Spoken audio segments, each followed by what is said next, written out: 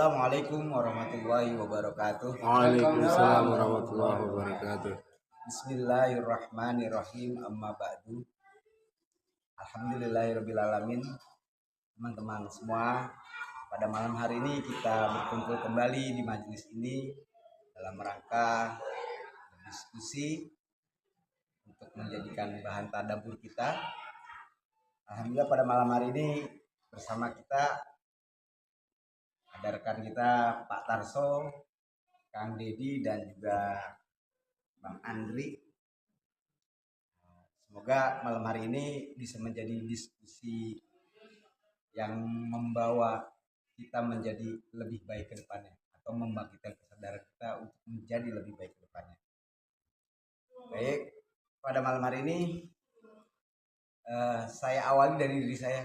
Saya ada pertanyaan unek-unek.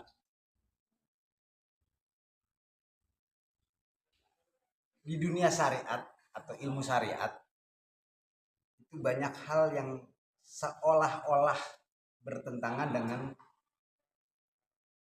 pemahaman thariqah.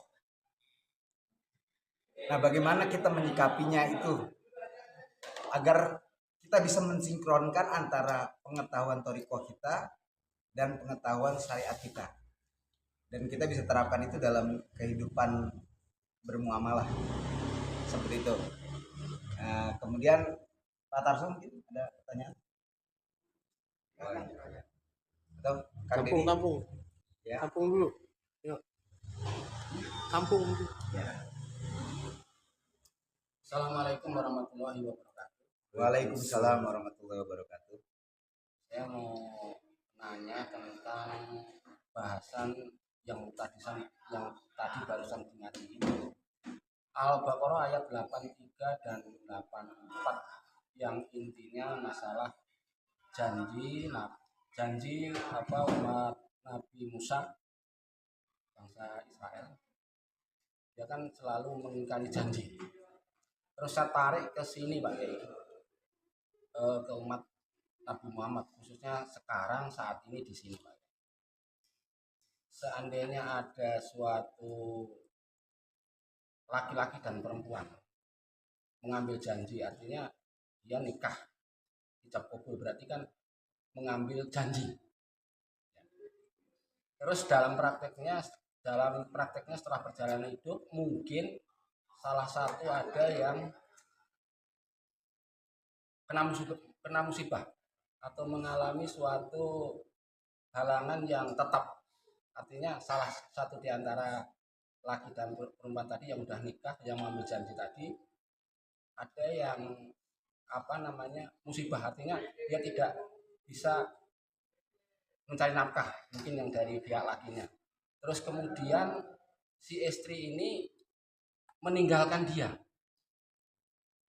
karena memang tidak bisa menafkahi, dalam arti begitu. Apakah janji itu kemudian istrinya meninggalkan dia, apakah bisa dikatakan dia itu kayak semacam durhaka sama Allah hubungannya? Karena memang dari awalnya kan sepakat janji untuk hidup semati dalam suka dan duka. Kemudian salah satu berhalangan, terus kebanyakan Pak? Diusir lah gitu Pak Kiai. Diusir, terus dia cari selamat lah, nikah lagi sama orang lain, kan kebanyakan kan begitu umumnya. Yang pertanyaannya yaitu apakah kedua-duanya udah berjanji terus tidak mau menghadapi kenyataan yang ada, itu bisa dikatakan durhaka sama Allah. Mungkin itu aja. Ya, dari Pak Didi. Yuk. Baik, terima kasih. Ada satu hal yang 8384. Satu hal yang belakangan ini cukup membuat saya rada-rada bingung.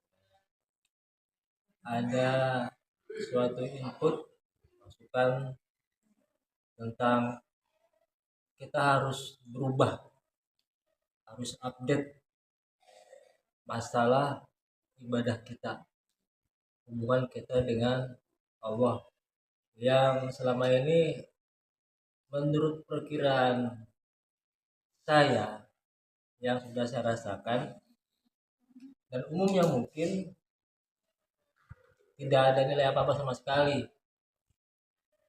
Contohnya sholat, puasa, zakat, haji, dan lain sebagainya. Pertanyaannya, perubahan macam apa yang harus kita lakukan untuk hal-hal seperti itu ke depannya nanti? Gitu. Terima kasih. Ya, Ada lagi? Pak Yato. Ya, ada 3 pertanyaan yang menjadi bahan diskusi kita.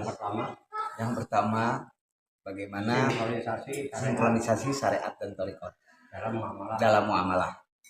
Terus yang kedua tentang surat Al-Baqarah 8384. Ya.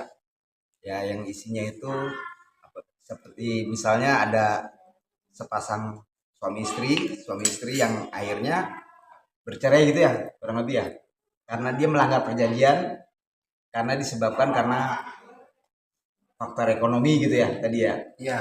Nah, akhirnya si perempuannya diusir gitu kan. Tujuannya supaya si laki-lakinya ini mungkin nikah lagi atau gimana gitu, atau kebalikannya atau sebaliknya gitu. Ya intinya pertanyaan Pak Tarso ini, apakah itu termasuk melanggar janji? Iya. Nah, seperti itu kayak ini. Terus kemudian yang ketiga, pertanyaan dari Kang Dedi bertanya bagaimana bersikap gitu ya, bersikap untuk bisa menjadi update dengan pemahaman atau Ibadah. dalam ibadah sehari-hari ya, seperti itu. Assalamualaikum warahmatullahi wabarakatuh. Waalaikumsalam warahmatullahi wabarakatuh. Saudara-saudaraku, sahabat-sahabatku sekalian, Rahayu Sagung Dumadi. Semoga itu makhluk dalam mereka, baik yang kelihatan maupun yang tidak kelihatan, di setiap ruang dan waktu pada segala tingkatan senantiasa mendapatkan ketenangan, ketentraman, kenyamanan, keamanan, kedamaian, keselamatan, kesejahteraan dan kebahagiaan dari Allah Subhanahu wa taala. Dan tak lupa kita sekalian senantiasa mendapatkan limpahan rahmat, maghfirah, barokah dari Allah Subhanahu wa taala. Amin. Ya rabbal alamin. Berat saya harus menjawab 3 pertanyaan sekaligus. Yang pertama tentang bagaimana sinkronisasi antara syariat dan thariqat dalam muamalah. Ya, syariat dan thariqat itu bagian satu ikatan yang memang tidak boleh dipisahkan. Syariat dan thariqat ya repot, tidak punya nilai. Ya, mandek. Karena syariat itu aturan, Pak. Aturan. Teori. Kalau thariqat itu jalan yang memang harus ditempuh. Makanya syariat dan thariqat itu berjalan seiring.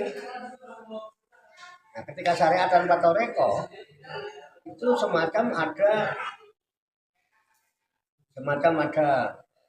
satu rutinitas ritual yang dari dulu ya gitu-gitu aja, terus tidak ada asar ya, malah ada yang bahasa ekstrim itu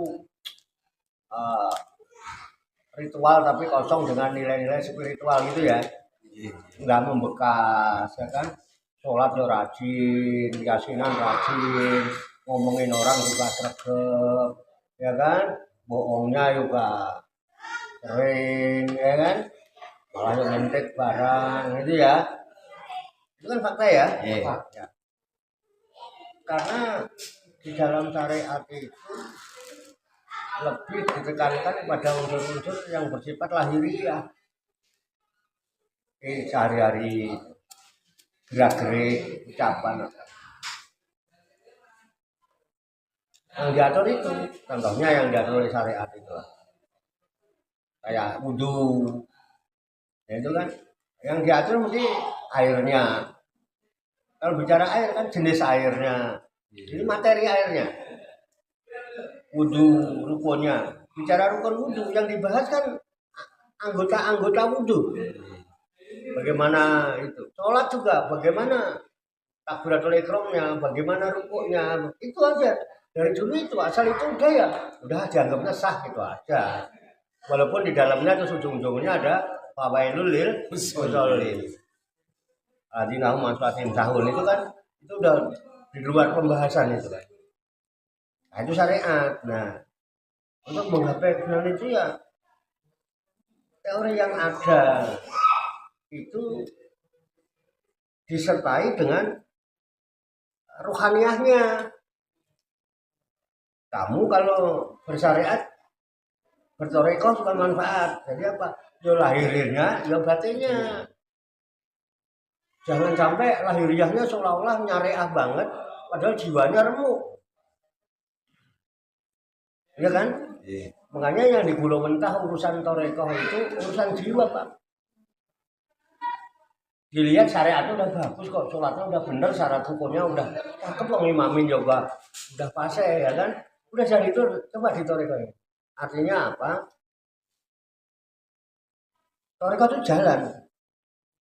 Bagaimana dia bisa menempuh jalan itu kalau dia tidak tahu apa yang dijalani. Sekarang sholat kalau cuman bisa Allahu Akbar, Allah Alhamdulillah, bacaan yang hambar tanpa ada kesadaran, kira-kira gimana caranya? Dan jujur kita banyak yang kita lakukan di dalam bersyariat di luar kesadaran. Pokoknya ngikutin begitu aja gitu ya kan? Betul. Betul nggak? Betul. Dan itu udah dari dulu. Malah lebih cenderung, lebih seneng yang ribet-ribet gitu kan? Iya. Ngeributin yang ribet, Ribet. makin diributin makin ribet. Kemudian harus dikasih cara fikih apalagi. Kalau ngaji fikih, zaman dulu saya pernah sama kandani yai saya itu. Wong yang ngaji fikih itu kaya wong cewek.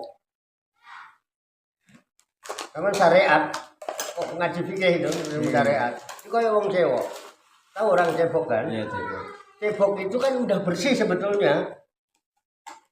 Ditolet lagi, diambu. Kok sama nih gak percaya? Oh, zaman dulu saya kecil kalau tidur di masjid, di langgar itu. Kalau ini anak sahur dibangunin, gak bangun-bangunin, ditolet ini terus kenek nongol. Ini tangi yuk.